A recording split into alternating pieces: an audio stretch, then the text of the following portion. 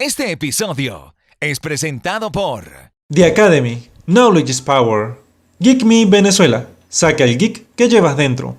Wallis, muñequería hecha en lana de oveja. Ultra Creática, fabricamos tus ideas. Preparados. Está por empezar un momento de desconexión. Porque si lo tuyo son los cómics, videojuegos y las películas de muñequitos, este es el lugar ideal para ti. Busca tus audífonos y ponte cómodo que te damos la bienvenida a esta comunidad que es Orgullosamente Geek. Sean todos bienvenidos al inicio de esta tercera temporada. Esta es un caso especial porque finalmente empezamos la tercera temporada con un episodio cero, pero en el que estamos los dos juntos. Este, igual que los episodios, normalmente van a tomar un poco diferente, no sé qué, incluso yo no sé qué esperar aquí algo. El hechicero supremo controla todo el día de hoy. Pero bueno, señores, por ahí se viene una sorpresa. Vamos a tener un episodio bastante educativo. Así que prepárense. Bueno, genial, creo que los episodios cero se caracterizan por esa manera. Pero decidimos enfocarlo en algo que está sucediendo y que está ahorita en todo el mundo. Pues ya está estrenándose o se está estrenando el Snyder Cut. Así que bueno, vamos más allá de hablar sobre el Snyder Cut y qué pasó con el Snyder Cut, porque para eso ya hemos hablado en la segunda temporada al respecto. Hoy nos vamos a centrar, quizás se parezca un poco al episodio 6 cuando hablamos de los pilares de Halloween, pero en este caso vamos a centrarnos en los pilares de la Liga de la Justicia, ¿verdad? Vamos a conocer un poco Correcto. qué es lo que sucede. Entonces, vamos a ingresar en ese mundo interno que está detrás de los personajes que nosotros conocemos. Que a diferencia de DC, ya digo, que a diferencia de Marvel, Marvel quizás es más humanizado. DC es más característico porque va como más similitud con las deidades y todo esto, entonces es bastante interesante meterse en este mundo de DC, que mejor que el Snyder Cut para empezar a hablar al respecto. Como ya saben, el hechicero supremo nos acompaña desde Panamá, haciendo todas estas conexiones. Aquí con el ojo de Agamotto. Ahora sí, ya. Que nos acompaña siempre. Necesitamos la tercera temporada para que llegara el ojo de Agamotto. Sí, estaba difícil. Los señores de Amazon no querían mandarme un ojo de Agamotto. Hasta que por fin conseguí uno. Pero bueno, le falta la gema del tiempo, lamentablemente. Ya veremos. Bueno, en otra temporada adquiriremos esa gema. Bueno, yo tengo aquí también solamente la cobertura de la gema del poder, me falta la gema del poder, así que bueno, vamos en eso, estamos en eso. Poco a poco, sí. En eso estamos, poco a poco. Bueno, y bueno, el episodio de hoy es un episodio sorpresa, vamos a ver qué nos depara el destino. Exacto. Bueno, y por mi parte, yo estoy desde Mérida, Venezuela, entonces vamos a empezar esta ruta, vamos a ver qué nos va a preparar, esto que estás pensando. Lo único que hasta donde yo sé es que eso, vamos a empezar con los pilares. Normalmente la Liga de la Justicia casi siempre está Superman, Batman, Wonder Woman, Flash. Son como los cuatro más... Lo más importante. Aquaman. Exacto. Cyborg se integra ahí a veces, pero no es tanto como ellos. Y después está Linterna Verde. El tema es que Linterna Verde tiene toda una cosmogonía aparte, ¿no? Ok. Que sí se integra, pero Linterna Verde es un universo dentro en sí mismo. Sí. Exacto. Entonces es muy interesante ese personaje, pero probablemente no hablemos mucho hoy de ello. Exacto, ¿no? Sino tocaremos los otros cuatro. Ok, nos centraremos entonces en Superman, Batman, Wonder Woman, no. ¿O cuál? Aquaman. Sí. Okay. Y Flash. Y Flash, 5. Con 5. Chévere. Ok, entonces señores, fíjense, importante. Ok.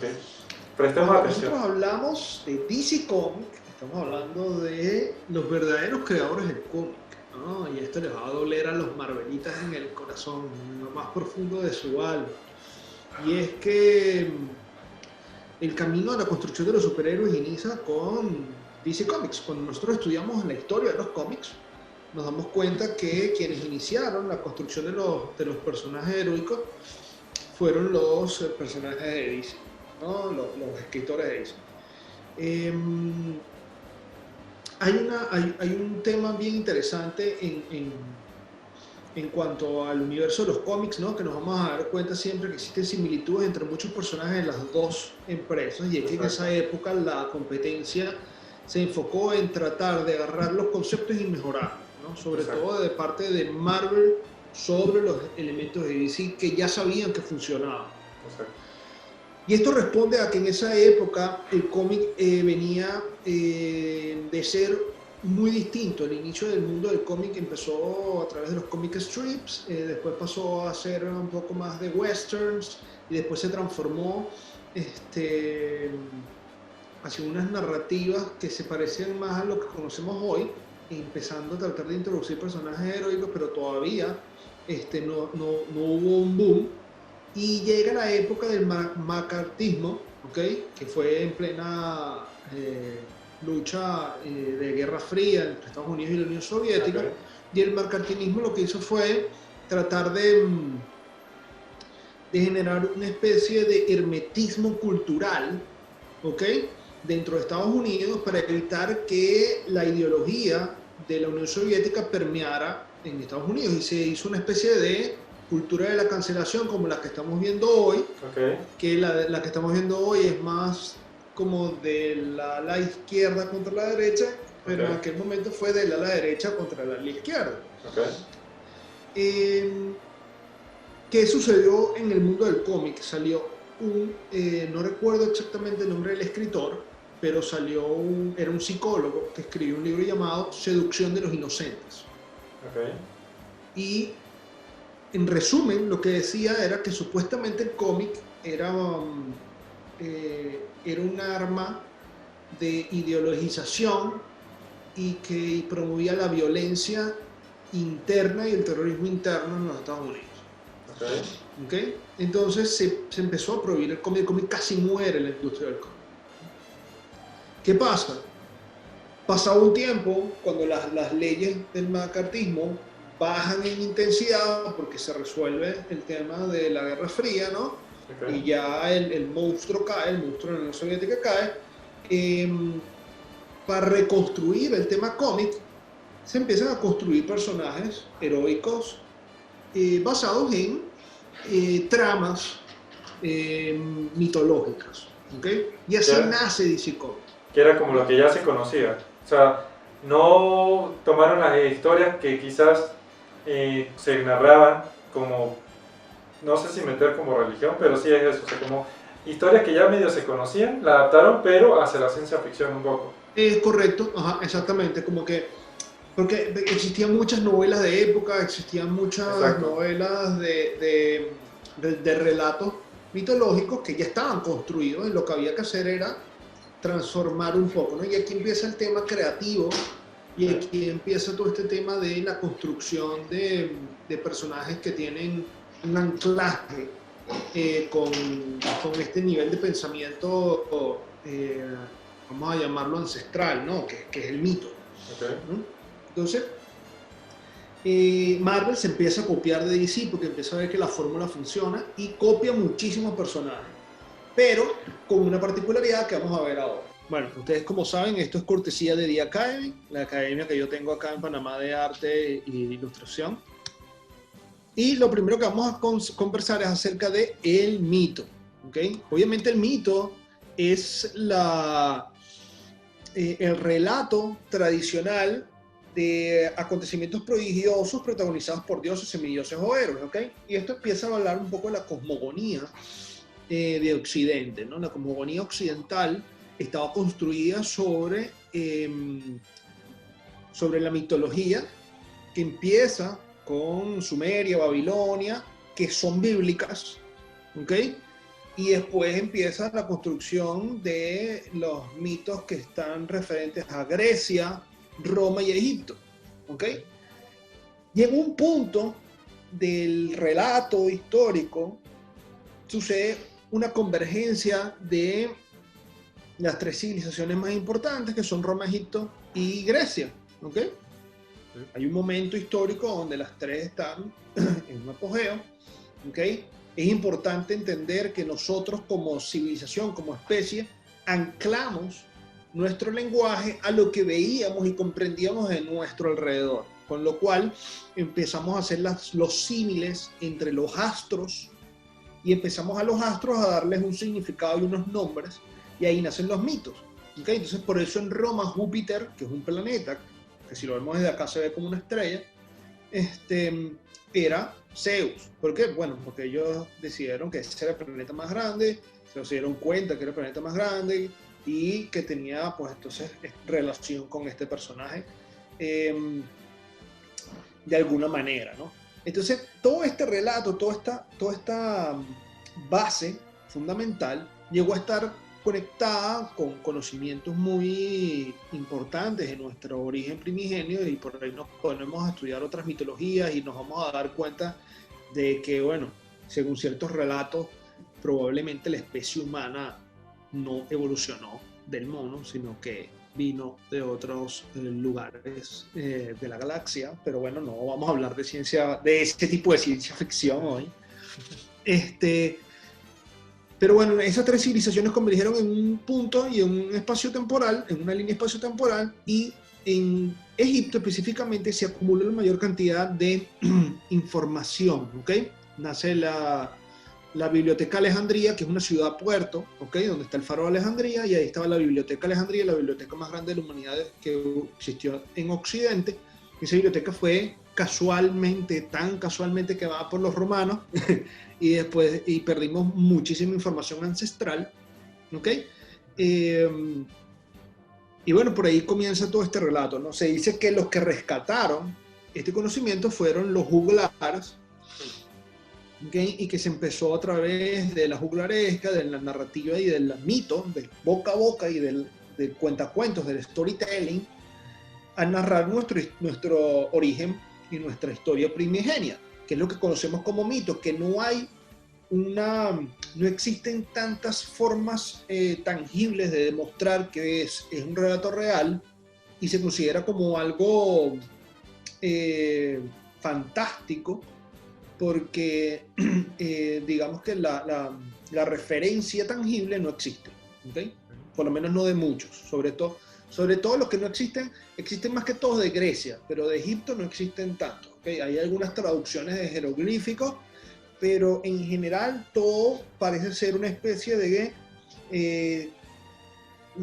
transición tradicional de un relato hablado boca a boca, ¿ok? Eso es muy importante porque nos habla de que hemos sido siempre adictos a contar historias. Y a contar historias donde hay héroes y hay personajes con poderes fantasiosos, personajes que son capaces de hacer cosas increíbles. Entonces, los arquetipos son esos personajes, ¿no? Nace la figura del arquetipo. ¿Qué es un arquetipo? Bueno, básicamente un modelo ejemplar, un patrón, ¿ok? Un patrón a seguir. Lo que se dieron cuenta estudiando los arquetipos era que más o menos los anclajes que le daban a nivel conceptual a las cosas permanecían en el tiempo durante varias civilizaciones, ¿okay? O sea, las civilizaciones veían a Júpiter igual en varias civilizaciones, ¿okay? Entonces le daban el mismo significado. Existía una especie de inconsciente colectivo al cual todos estamos conectados, donde ciertas ideas, aunque no hubiese una especie de contacto cultural del cual pudiéramos compartir información, porque en esa época, bueno, no existía el internet, obviamente, igual como que entendíamos las cosas de la misma forma, y eso es muy interesante. Por aquí, nuestros amigos de Marvel, de DC Comics, dicen, bueno, si el mito es el contexto, el arquetipo es lo que hace que el contexto funcione, y eso crea una narrativa, ¿okay? Es como la fórmula que vieron: mito más arquetipo, narrativa. Aquí nace el tema de que podemos dividir hoy en día los diferentes arquetipos que existen: los mitológicos, los astrológicos, los arcanos y los jungianos, ¿ok? ¿Qué pasa? Esas civilizaciones tenían una visión bien interesante de las cosas, ¿no? Nosotros tenemos una primera capa de experiencia en el universo, que es que estamos intentando entender cuál es nuestro origen, ¿cierto? Y en esa capa de experiencia nosotros le dimos como el nombre de las potencialidades y los regentes naturales que existen en el universo a los titanes. ¿Okay? Los titanes representan todas esas potencias básicas necesarias para crear, ¿no? El tiempo, la fertilidad, el cielo, la tierra, el caos, ¿no? Entonces esos son los titanes. Luego los hijos de los titanes, que es la primera generación de dioses, representan aspectos un poco más relacionados al humano, ¿no? Ya después de venir de ese discurso creacionista, de la nada a que haya algo, ¿no? Ese algo tiene forma, empieza a tener forma, y entonces esas formas son el mar, el cielo, el trueno, ¿sí? El infierno. Y la segunda generación complementa, que son los hijos de los primeros, ¿ok? Y empiezan entonces otros aspectos que son mucho más terrenos, como el fuego, la guerra, el vino, el mensaje, la sabiduría, ¿no? Y debajo de estas capas vienen los humanos, ¿ok? Entonces el humano es como lo más bajo que existe en la creación, o sea, lo más básico, lo último de la creación. Sin embargo, lo que tenemos que entender es que existe un mensaje único, que es que venimos de la misma línea creacionista, ¿no? El creador, somos hijos de, ¿no? Con lo cual conservamos algo de la divinidad de nosotros. Entonces los señores de DC Comics se sienten y empiezan a escribir esto y dicen, bueno, yo voy a utilizar estos mitos que son geniales, ¿no? Porque todo está basado en estos mitos, y ya existía el mito más importante que tiene el superhéroe más brutal que existe sobre la faz de la Tierra, que es Jesucristo. Entonces dijeron, bueno, pero es que este es el camino, brother. Vamos a rescatar esto. Entonces, ¿qué hicieron? Rescataron a la Odisea, rescataron a los trabajos de Hércules, empezaron a rescatar todas esas cosas y empezaron a construir narrativas, ¿no?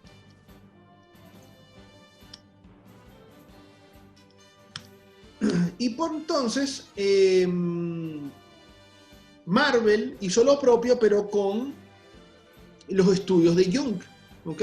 Gustav Jung, que es un psicólogo, desarrolla una bajada de información y traduce al mundo de la psicología científica el universo de los arquetipos de personalidad, ¿ok? Que son los que se utilizan actualmente para crear marcas y para crear personajes para narrativas. ¿Cuáles son las diferencias? Jung lo que hizo fue sintetizar ese conocimiento como arcano, ¿okay? Que nos ata al mito y nos ata a un lenguaje más poético y más trascendental, que funciona dentro de una narrativa de ficción, pero que no funciona dentro de una narrativa de ciencia, ¿okay? Entonces él lo transformó en algo más tangible, más de la época,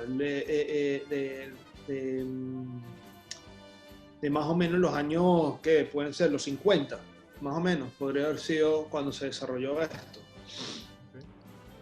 Entonces, estos arquetipos de personalidad los utiliza Marvel, ¿okay? Que eran aspectos un poco más modernos en comparación con los mitológicos. Entonces, ahorita vamos a ver cómo funciona esto. Los arquetipos mitológicos que utiliza DC Comics, ¿okay?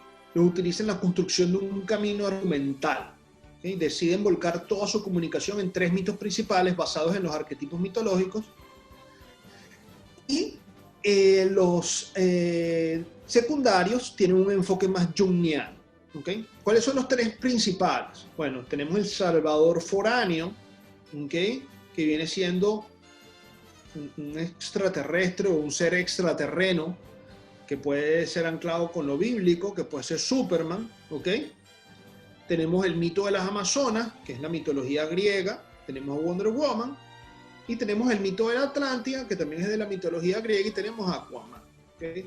Aquí hay que entender que incluso en este aspecto el mito del Salvador foráneo es muy interesante porque es como una especie de Mesías, ¿no? Que es la representación que tenemos de Superman. Ahora, sin embargo, Superman está construido en base a un personaje que es nuestro querido amigo Hércules, que es digamos, en síntesis, el héroe total, ¿no? De todos los héroes que existieron en la mitología griega.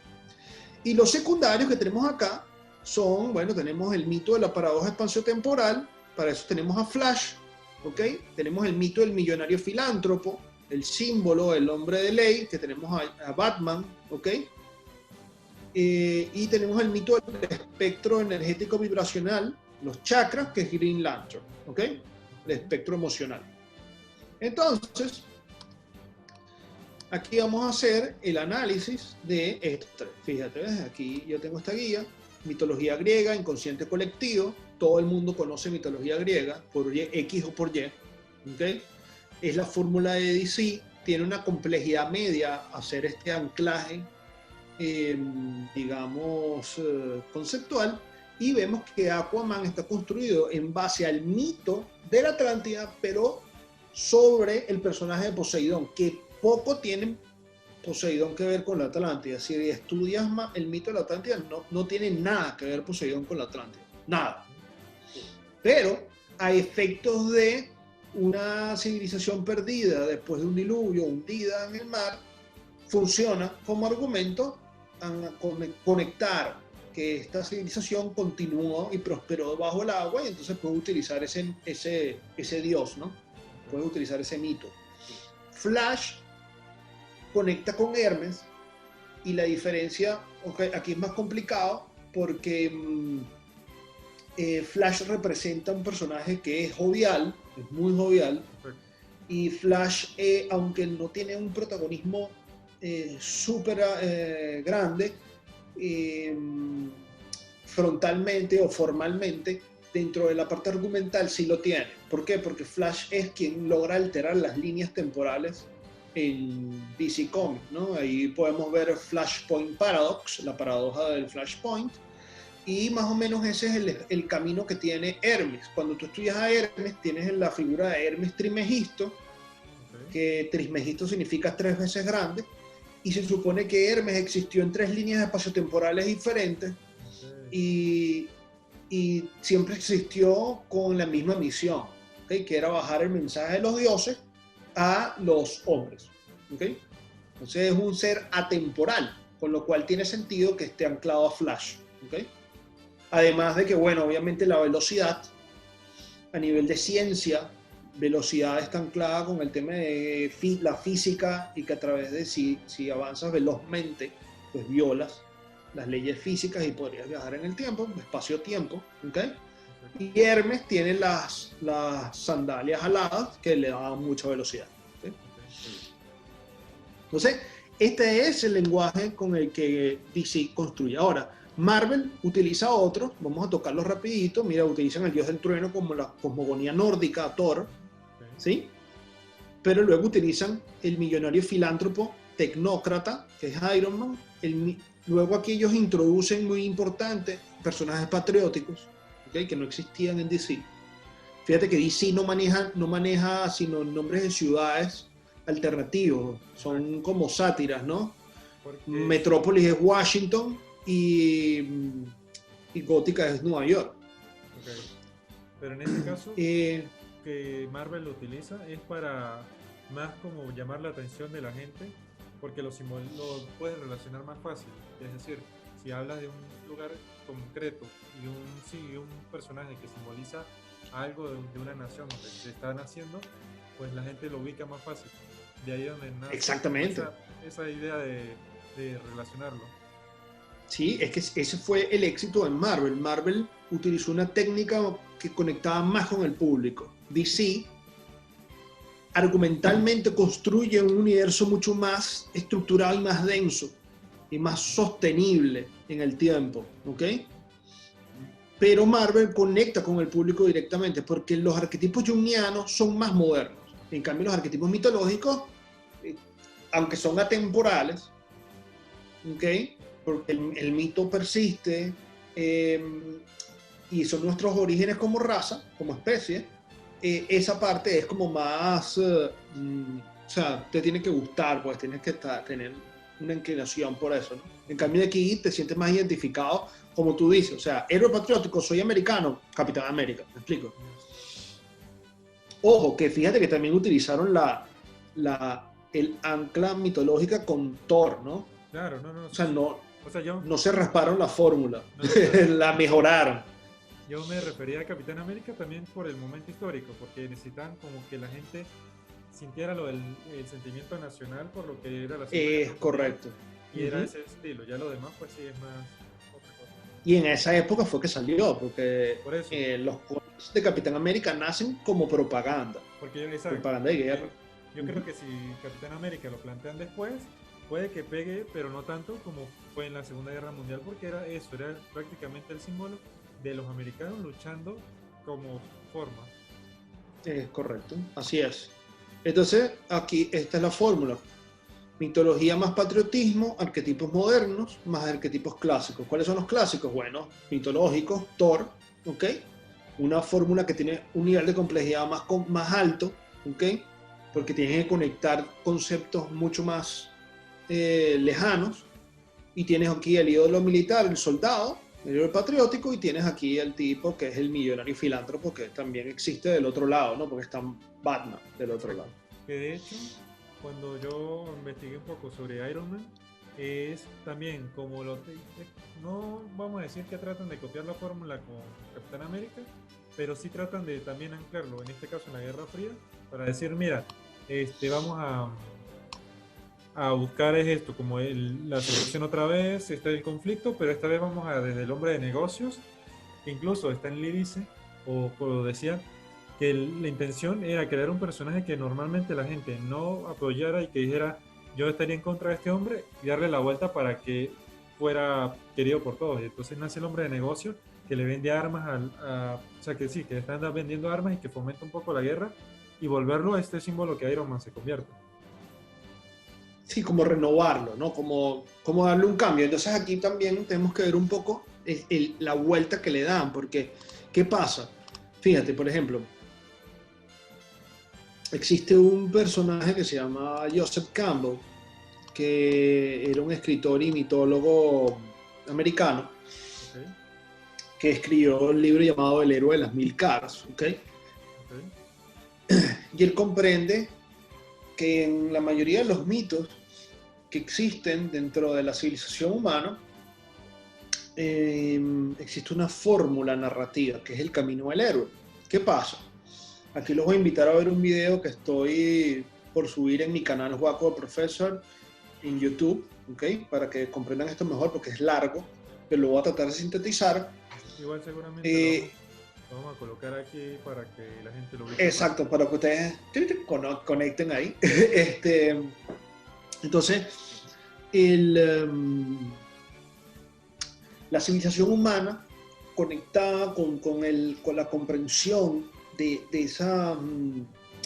ese momento de la creación, ¿no? Entonces, dividían o comprendían como formas externas a las leyes de la naturaleza y las humanizaban y les entregaban un nombre, y así fue que nacieron los dioses, esos panteones, ¿no? Que se fueron sintetizando mientras fuimos comprendiendo que muchas de esas cosas, de esas leyes, ¿ok? Simplemente respondían a estructuras temporales, ¿ok?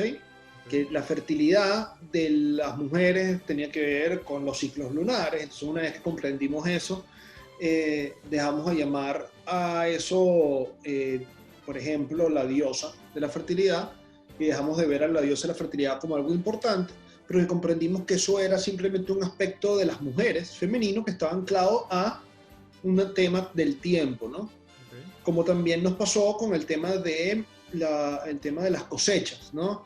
Que empezamos a entender que si las cosechas dependen de el movimiento climático, ¿no? De las estaciones. Okay. Entonces dejamos de darle aspectos de importancia a los dioses de la cosecha, porque empezamos a comprender que somos nosotros los que gobernábamos esa facultad si plantamos la semilla en el tiempo correcto, ¿me explico? Claro. Entonces, eso fue sintetizando los panteones de dioses, ¿okay? Porque fuimos comprendiendo a la naturaleza y fuimos entendiendo que lo que realmente era importante éramos nosotros. O sea, cómo nosotros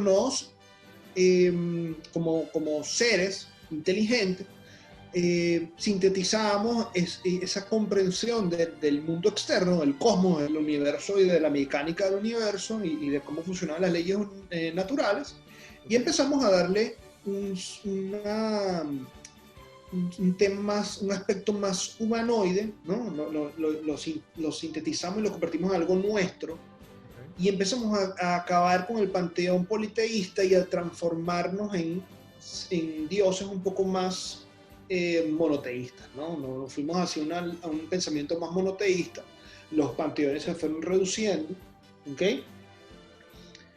Porque también empezamos a ver que existía la posibilidad de alcanzar la divinidad, y esa posibilidad nos la dio el relato heroico.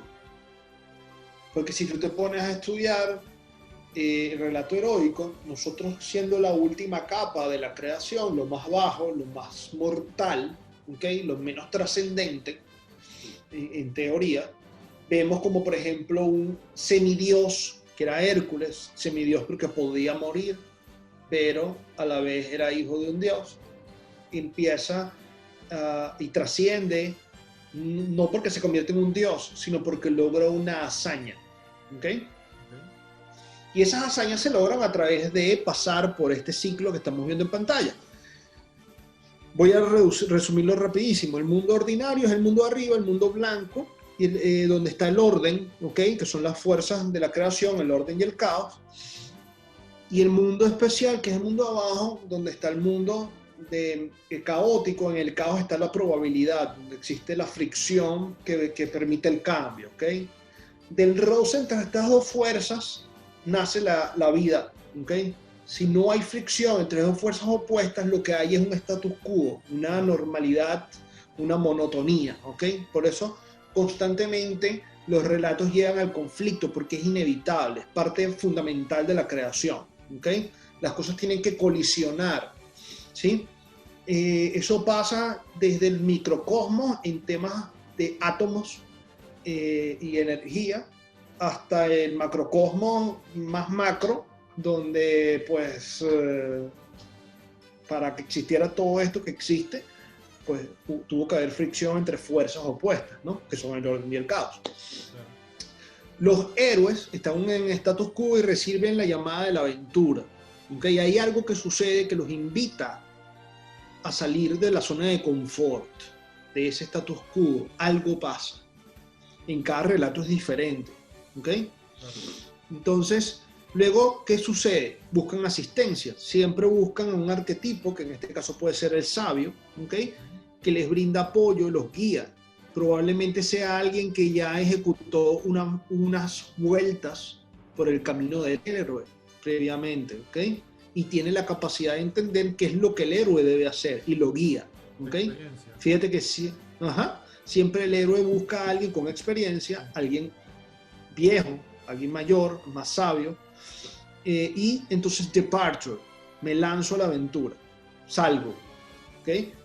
Fíjate que esto, cuando piensas en esto, se te mete en la cabeza cualquier mito, cualquier película, sí, sí. Y no tiene que ser de superhéroe, pero y sí utiliza esto perfectamente, ¿ok? Por ejemplo, vamos a utilizar mi personaje favorito de DC, Batman. Okay. Status quo, Bruce Wayne, millonario, niño millonario, hijo de la familia más rica de Ciudad Gótica. Call to Adventure, sus padres son asesinados. Pero fíjate que esto no es, o sea, la línea temporal, el macrocosmos de Batman, okay, es tan grande que cada punto es un microcosmos que se convierte a su vez en un macrocosmos. O sea, dentro de cada punto hay también un camino del héroe. O sea, en este Call to Adventure está Batman Begins completo. Exacto. ¿Okay? Sí, sí. Porque entonces aquí es él siendo niño hasta que es adolescente o está más adulto, y entonces tiene este episodio donde salta la asistencia. ¿Qué es la asistencia? La asistencia de Batman es bien compleja porque es a través de un personaje bien oscuro que es Ra's al Ghul. Entonces sale de su zona de confort y se inicia. ¿Ok? Se inicia en la League of Shadow, ¿sí? Pero él, dentro de esa partida, él tiene su propia crisis existencial, o sea, vives un camino del héroe. ¿Cuál era el status quo cuando él estaba en la Liga de las Sombras? Bueno, que entrenaba para ser ninja, para ser parte de la Liga de las Sombras. ¿Dónde viene la crisis? Cuando se da cuenta de que la misión que le van a dar es la misión de destruir a su propia ciudad, que en el fondo él quería hacerlo, porque él odiaba a Ciudad Gótica por lo que le había pasado a sus padres. Pero ¿qué pasa? ¿Qué hace el héroe? ¿Qué hace al héroe un héroe? ¿Qué hace a Batman Batman? La comprensión de que para tú ser mejor, para tú alcanzar ese estatus de divinidad, tú tienes que moralmente superarte a ti mismo, superar al momento. Y Batman se supera a sí mismo. Bruce Wayne entiende que no debe cobrar venganza, sino que él debe hacer justicia, que es diferente. Y dice, Trials y Approach, que son, Trials es como salir y enfrentarse con varios retos, ¿ok? Hasta llegar al Approach, que es cuando él se acerca al momento más cumbre, ¿no? Cuando va a aquí podríamos decir que en los Trials él se escapa, está su camino hacia Ciudad Gótica. En el Approach, entonces está todo lo que sucede en medio de su momento más oscuro, la crisis. ¿Por qué caemos, Bruce? Para aprender a levantarnos, ¿cierto? Y dentro de la crisis existen dos momentos fundamentales que hacen el héroe, la muerte y la resurrección. Jesucristo es el héroe definitivo porque aplica a la perfección el relato del camino del héroe. Muerte y resurrección son vamos a decir, las características fundamentales de Jesucristo como arquetipo heroico, ¿no? Batman, Bruce Wayne, sufre crisis constantemente. ¿Okay? Él muere y renace constantemente. Pero aquí está el problema de Batman. Batman está atrapado en una constante crisis y no sale nunca de ella. ¿Okay? Aquí muere el relato de Batman.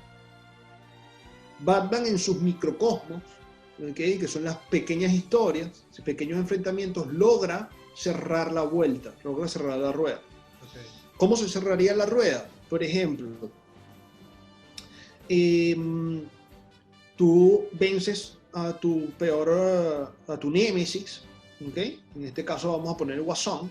¿Qué es lo que pasa? Que Batman nunca vence al Guasón porque el Guasón comprende perfectamente esto y sabe que Batman ya se elevó moralmente por encima de lo que significa Gótica y lo que significa el mismo caos, y que él nunca va a reclamar su vida, pero que es la única solución para que ya no exista el caos que genera el Guasón. Entonces el Guasón está tan empoderado de esto que siempre va a estar ahí, porque sabe que Batman nunca lo va a matar. Y él siempre va a buscar la manera de estar relacionado con él. Por eso existe esa danza constante, ¿no? En la narrativa. Es muy interesante. Por eso te digo que siempre está en crisis. Okay. Pero en teoría lo que él debería hacer es acabar con el Guasón y reclamar el tesoro, que es una vida más tranquila. Como resultado, pues obviamente Ciudad Gótica será una ciudad mejor y regresa a una nueva vida con la resolución de que, bueno, tendrá un status quo diferente, donde ya siendo un héroe pasan nuevas cosas. Esto pasa constantemente en los relatos. O sea, esto es cerrar un cómic y abrir un cómic. Exacto. O sea, darle la vuelta completa sería una historia bien contada. Ajá, pero todas las historias también, o sea, cada historia es una pequeña vuelta. Okay. Pero la historia completa de la biografía es una vuelta más larga. ¿Okay? Okay. O sea, por ejemplo, por lo que te digo, o sea, todo el universo de Batman está encerrado en la mitad de esta vuelta. Batman todavía no se ha liberado. Batman no ha regresado al status quo nuevamente. Exacto. Pero sus historias internas sí dan la vuelta completa. Exactamente. Okay. Entonces, sí, porque siempre la dan, de alguna forma. Porque si no, ya no sería héroe. ¿Me explico? Él ya es un héroe, solamente que no se ha liberado de la narrativa. O sea, no ha terminado de trascender como, por ejemplo, si lo hizo Iron Man. Ok, ya Iron Man cerró su ciclo. Ya volvió a un nuevo status quo donde ese mundo nuevo está sin él. Hablando desde el MCU, ¿no? Okay. Entonces, todas estas narrativas son, lo que tenemos que entender nosotros como personas es que siempre estamos viviendo el camino del héroe. Nosotros somos el héroe y estamos viviendo esto, el status quo de nuestra vida, que tenemos una aventura, vivimos crisis, la crisis es inevitable. Y la muerte y resurrección son momentos metafóricos. No es que te vas a morir y el personaje muere y revive. Fíjate que, ¿qué pasa? ¿Dónde sí sucede muerte y resurrección? Con Superman, ¿en dónde? En Justice League. Ok, ¿dónde murió Batman? ¿Dónde murió Superman? En la película anterior, Batman vs. Superman. Ok, Caos versus Orden. En ese caso, fíjate que ya Batman no es orden, es caos. El orden lo representa Superman. ¿Verdad? El caos vence al orden, el caos se da cuenta que necesita el orden para ordenar, para que le dé, para que venga a arreglar el problema. Y por eso lo reviven. Entonces ahí está la muerte y resurrección del personaje. Pero a Batman le pasa metafóricamente. ¿Okay? Mueren aspectos del personaje y nacen aspectos nuevos del personaje. Los conflictos internos. Esto nos sucede a nosotros todo el tiempo en nuestra vida. ¿Okay? Por eso Jung utiliza esto para psicoanálisis, porque es que esto es fundamental. Nosotros estamos encerrados en una narrativa de este tipo, ¿no? El mito es atemporal. Todos somos Batman, todos somos Superman, todos somos Hércules, Aquiles, Odiseo, Jesucristo, todos. Todos lo somos al mismo tiempo, todo el tiempo. Eso es lo que tenemos que entender. Entonces, ¿qué es lo que podemos esperar de esta nueva vuelta de los Snyder Cuts? Mira, podemos esperar muchísimas cosas interesantes que seguramente la visión de Zack Snyder nos va a brindar, porque es un tipo que maneja a la perfección esto. El tipo maneja esto de pe a pa.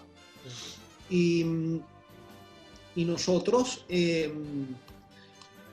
lo que tenemos que entender es que todos los personajes de DC Comics fueron construidos con esto porque la narrativa base de DC Comics es mitológica. Y entonces ahí tenemos a Wonder Woman, que es una amazona, ¿ok? Sí. Que entonces nos mete en la narrativa. Fíjate que sale incluso Hipólita en las películas, porque ella es la reina de las amazonas, y eso es un relato que es mitológico tal cual. O sea, y de hecho, la misma Diana le dice bueno, el chico le dice que ella es hija de Zeus, que ella no sabe cómo fue que nació en sí porque ella no conoce nombre, pero que ella sabe que es hija de Zeus. O sea que incluso esa parte, todo eso lo tiene esa base. Exactamente, o sea, que hay una construcción de eso. De hecho, Wonder Woman es la que más nos ancla eso. Por eso fue que yo tenía las dudas cuando estaba haciendo como la comparación de los personajes, porque ya tú me habías pasado algunos y después cuando intenté encasillar a Wonder Woman, es que Wonder Woman ya es como parte de la deidad, es decir, no se compara como comparamos a Superman con Hércules, a Flash con Hermes. Wonder Woman ya está dentro de ese nicho, por así decirlo. Exactamente. Exacto. Exactamente.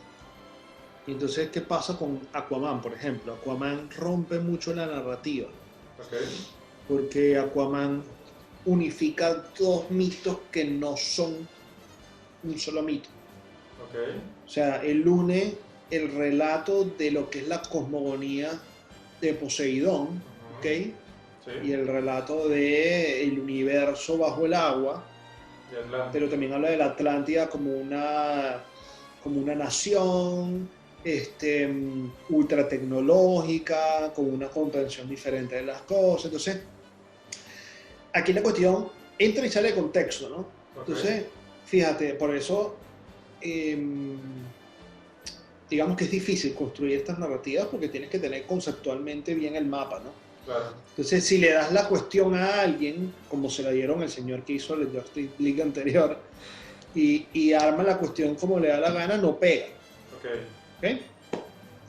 Pero bueno, básicamente es eso. Ahora, para cerrar, dos ejercicios interesantes. Tengo aquí unos libros que quisiera mostrarles, ¿okay? Que están bien cool. Bueno, este libro es un libro de Grant Morrison, que es uno de los mejores escritores que hay de cómic. Y este es un análisis del multiverso, ¿ok? El multiverso de DC Comics. Y lo que quiero que revisemos es unas páginas específicas donde él nos habla, este es el multiverso, ¿ok?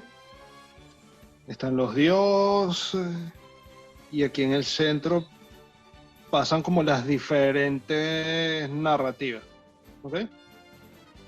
Y igual podemos profundizar más, ¿no? Y si leen aquí al lado, te explica qué significa cada color, y cada esfera y cada giro, ¿ok? Qué pasa en cada uno. Por ejemplo, esto es el infierno, esto es el underworld, esto es heaven, esto es New Genesis. Y dentro de esas narrativas existen lo que ellos llaman las diferentes tierras. Esta es la Tierra 0, que es la que nosotros conocemos. En la Tierra 1 nada más están ellos.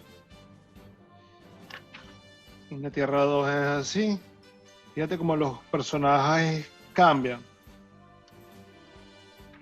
Conceptualmente, fíjate, en la Tierra 5 solamente existe Shazam. Shazam Family. ¿Eh? Estos son diferentes. Mira este personaje, qué interesante.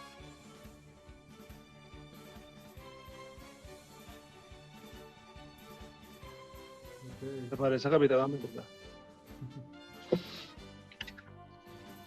Entonces, fíjate, por ejemplo, en la Tierra 10 es una narrativa donde en este multiuniverso ellos son nazis. Este vendría siendo Superman, Wonder Woman, Batman y Flash. Flash es una mujer. ¿Esa es Tierra X? Esa es Tierra X10, sí. Luego tenemos 11, la Tierra 13, que son como medio demoníacos. Este es brutal, Tierra 12 es brutal. Aquí está Batman Beyond y este es Superman que a mí me encanta. Tierra 16. Y aquí van pasando más cosas, ¿no? Fíjate cómo van cambiando los personajes. Mira este. La Tierra utópica donde los superhéroes son comunistas. ¿Qué te parece? Red Son.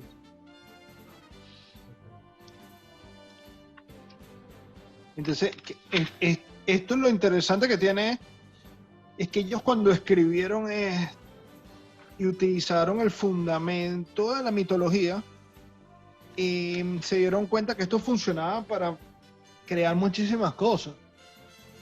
Entonces, tú puedes revivir la narrativa cuando tienes esto en una cosmogonía, un cosmogénesis. Cuando esto existe, para el escritor es más fácil poder producir todo. ¿Okay? Y para cerrar, una sorpresita final. Tengo otro libro por aquí que les va a gustar mucho. Las bases conceptuales de los personajes funcionan dependiendo quién es que escriba sobre el personaje. Esto es una visión del universo de DC imaginado por Stan Lee. ¿Okay? Esto está dibujado por Joe Kubert, bueno, específicamente el de Batman, el de Wonder Woman por Jim Lee, Superman por Buscema y Green Lantern por Gibson. ¿Cómo se imagina el tío Stan a los personajes de DC? A ver. Ok, aquí tenemos a Batman. Miren a Batman. Fíjate como el personaje no es un disfraz, o sea, es el tipo, es un monstruo. Aquí analizando desde el punto de vista de Stan Lee conceptual, se lo tomó muy literal el tema Batman, ¿no? Creo que esto no hubiese funcionado como superhéroe. ¿Sabes qué? O sea, creo que no hubiese tenido el poder que tiene hoy Batman, ¿no? Claro. No, y ¿Sabes quién se imaginó el personaje así? Que ya lo tuvimos por acá. ¿Quién? Bueno, él nos lo contó porque estábamos los dos. Ricardo el Búfalo, que él dijo que sería increíble tener el poder de Batman, pero así, que como Ah, una verdad, transformación. transformada. Sí, Cierto, tienes razón. No me acordaba, ¿no? Tienes buena memoria. Bueno, por aquí adelante está Wonder Woman, que creo que es muy difícil salirse del concepto, ¿no? O sea, las Amazonas, exacto, ¿sabes? ya La mujer, viene. supermujer. Solamente que aquí ella es como más... eh,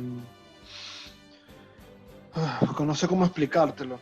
Tiene una visión diferente porque no es exactamente de las Amazonas, creo que es azteca, Ah, ok. si no me equivoco. Ok, se tiraron como el tema, ah no, mira, es Cusco, son peruanos, Pensé que sería Inca, más bien. Inca. Ujú. Entonces fíjate, o sea, mantiene la misma estética, básicamente una supermujer, Exacto. basado en un mito de una supermujer que debe haber en algún mito inca, ¿no? Bien interesante la ilustración, la visual, todo de oro, algo muy típico de las culturas suramericanas, el dorado, etcétera. Vámonos con Superman.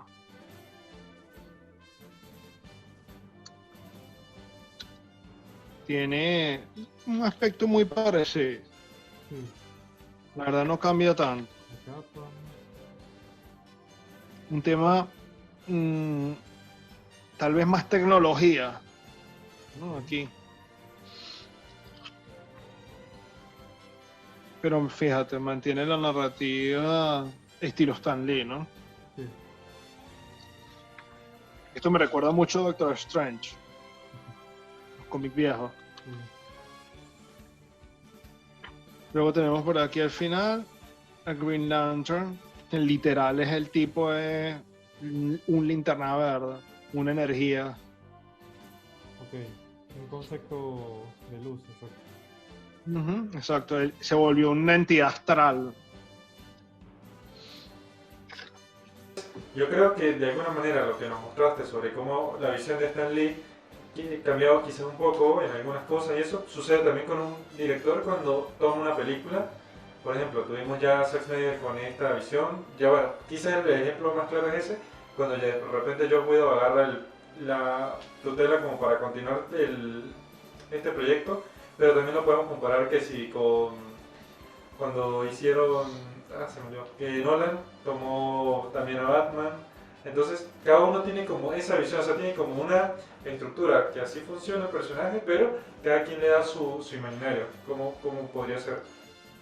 Exactamente, entonces ahí ese lenguaje es importante, porque fíjate, un escritor de cómics renombrado como Stan Lee, que crea personajes que funcionan, utiliza fundamentos que ya existen de otros personajes, los modifica y estoy muy seguro que de los que vimos probablemente funcionarían dos, pero el resto no funcionaría conceptualmente, ¿ok?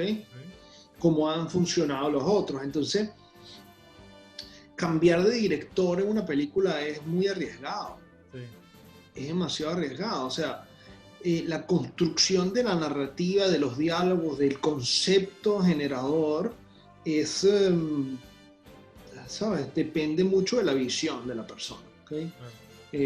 Yo creo que los Snyder Cuts van a ser un bálsamo que va a aliviar muchísimo a los fanáticos de DC Comics porque DC Comics merece un mejor universo y yo del lector de cómics me considero más de DC Comics, pero en películas soy Marvelita a muerte. Okay. Y de hecho mis personajes favoritos son casi todos de Marvel, pero sí creo que hay que hacerle justicia al universo cinematográfico de DC, que tiene mucho potencial, tiene buenos actores, han habido buenas entregas como Wonder Woman, como Aquaman, la misma Man of Steel como película número 1 funciona muchísimo, pero el trabajo de Batman es muy delicado y creo que la introducción de Batman de una vez al universo cinematográfico a través de un conflicto directamente con Superman deja muchos huecos argumentales previos, ¿no? Yo creo que había que presentar a Batman. Exacto, no nos dio chance de conocerlo y, o sea, yo siempre he dicho que quizás la visión correcta era mostrarnos a Batman, ok, el día a día, cómo era su perspectiva, ya, está bien que no nos hubieran mostrado cómo inició, porque ya eso sí lo conocíamos, pero de repente cómo funcionaba Batman, y yo me hubiera pensado que quizás terminara la película o como escena post créditos, Bruce Wayne viendo todo el desastre que está sucediendo en Metrópolis por un extraterrestre que de repente llegó tal, ahí hubiera llegado. Y ahí sí te da bases como para decir, este personaje de Bruce Wayne tiene un conflicto con lo que está sucediendo, ya sea moral o por cualquier motivo, para... Ellos trataron de anclarlo. Exacto. Porque existe un pedazo de la película de Man of Steel donde sale Wayne, ¿no?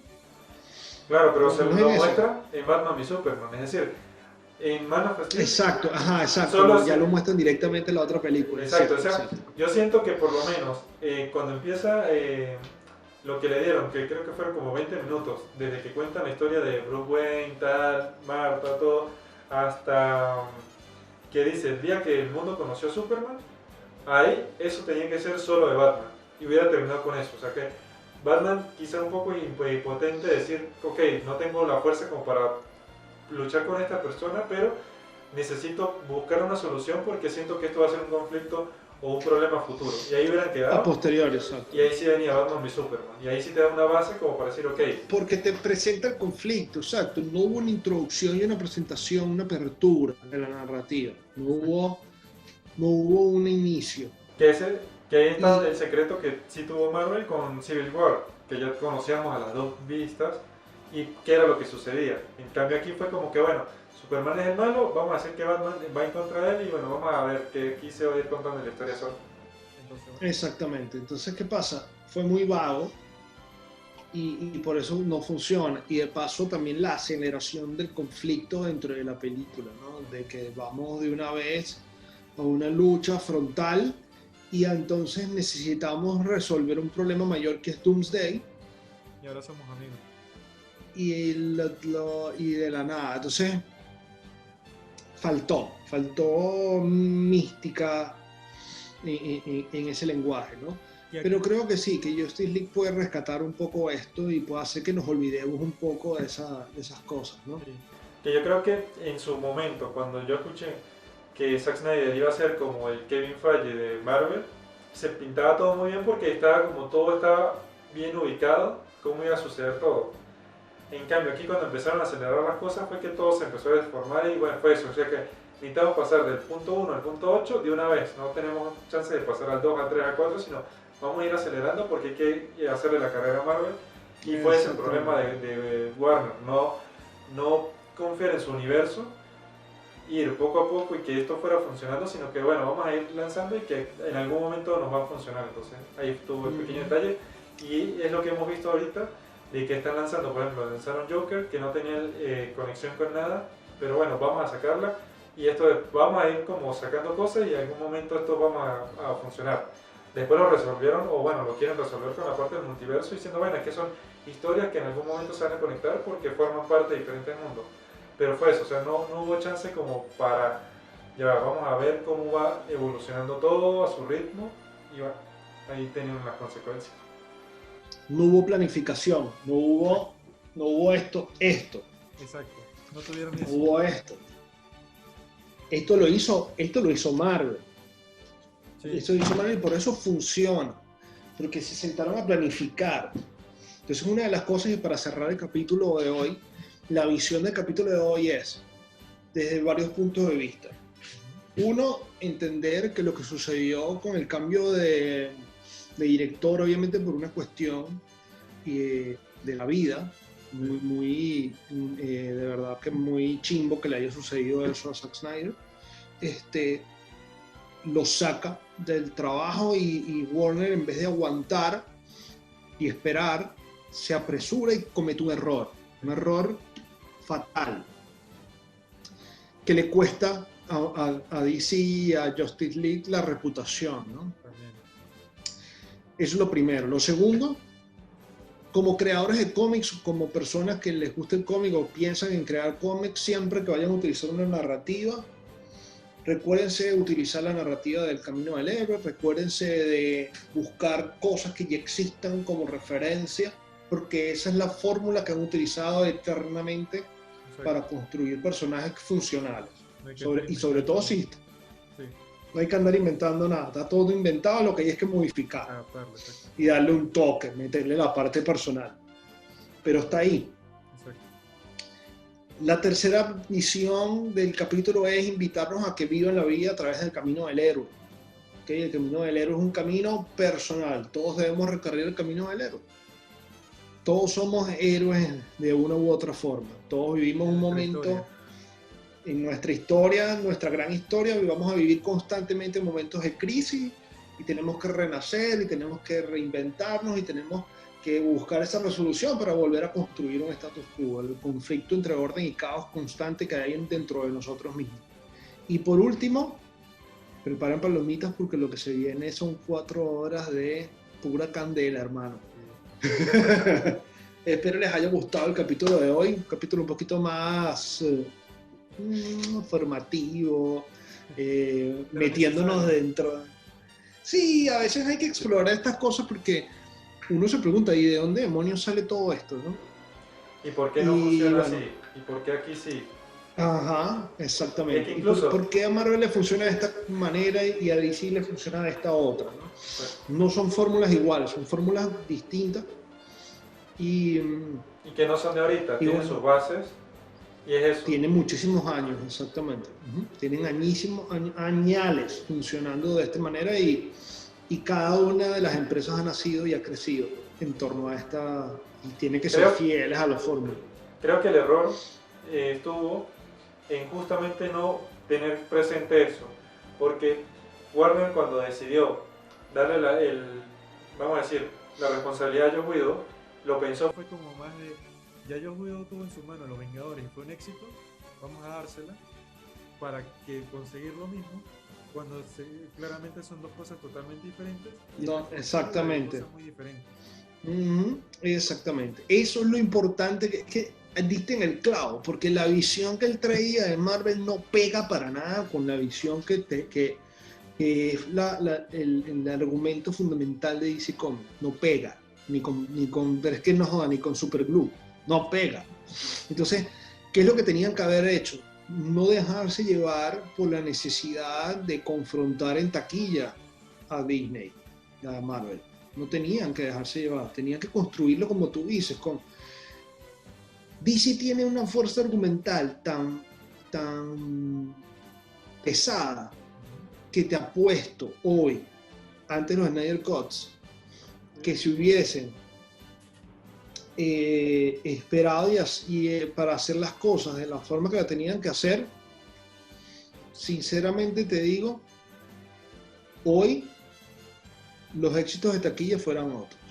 Es que yo no creo que no debieran no competir en taquilla, porque quizás esa es la esencia de todo esto, pero siento que fue eso. O sea, primero trataron de avanzar demasiado rápido, hubieran empezado a competir. Ok, no les dio chance de competir a Avengers con Justice League, pero vayan al ritmo.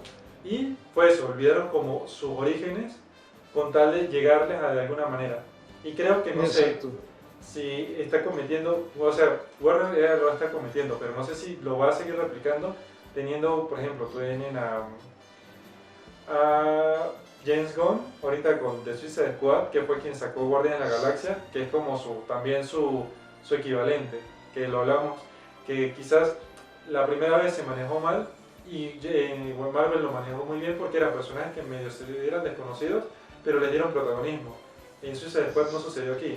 Entonces, no sé si Warner está cometiendo otra vez los mismos errores diciendo, bueno, es que si a ellos les funcionó, me voy a traer a los directores para que lo hagan, y es eso, se están olvidando de cuál es la esencia de ellos para impulsarlo de ahí, y ahí es donde van a conseguir las cosas buenas. Que después Es dirán, posible. en 5 o 6 años hubiéramos tenido el equivalente a Infinity War en DC, ok, genial, pero no tienen que conseguirlo ahorita, pueden irlo trabajando y ahí claramente van a tener el éxito, quizás no ahorita, pero sí lo iban a tener seguramente, con algo bien fundamentado. Exactamente, claro. Es que yo creo que va a ser así. Y te voy a decir algo, yo creo que han sido muy inteligentes.